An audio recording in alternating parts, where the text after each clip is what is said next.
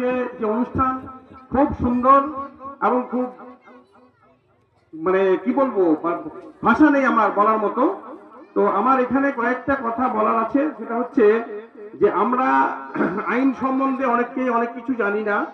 যে আইনগুলো Bharatvarsha supreme court প্রণয়ন করেছেন, যে এই যে বাচ্চা ছেলেরা পড়ছে ভালো লাগছে, কিন্তু অনেক ফ্যামিলি আছে যারা হয়তো বাচ্চাদেরকে পড়াশোনার জন্য তাগিদ দেয় না, তাদেরকে একটা হয়তো চায়ের দোকানে কাজ করার জন্য পাঠিয়ে দিচ্ছে।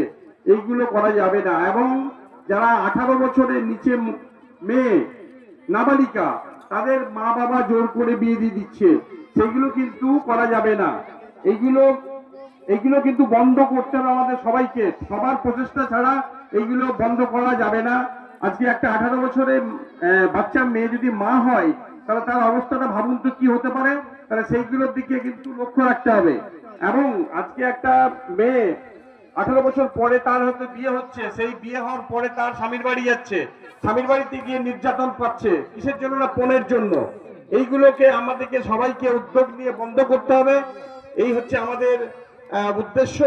এবং লোক আদালতে এখানে আমাদের ফ্রিতে বিনা পয়সাতে লয়ার পাওয়া যায় এবং আইনি সহায়তা কেন্দ্র আছে, আমাদের সাহিত্যা থানাতে আছে, প্রত্যেকটা পঞ্চায়েতে আছে। পঞ্চায়েতে গিয়ে ওখানে খবর নেবেন যে আমরা কিভাবে আইনি সহায়তা পাবো। এই আইনি সহায়তা বিনা পয়সাতে পাওয়া যায়, কোনো উকিলের পয়সা লাগে না, কেস করা যায়। আপনারা মানে যাবেন, ছেলেদেরকে বিয়ে দিয়ে দিচ্ছে, প্রতিবেশী প্রত্যেককেই বলা হচ্ছে, পাশের বাড়ির মেয়েকেও বলা হচ্ছে যে তোমরা 1098-এ ফোন করবে, সেখানে কোনো নাম থাকবে না, কিচ্ছু থাকবে না।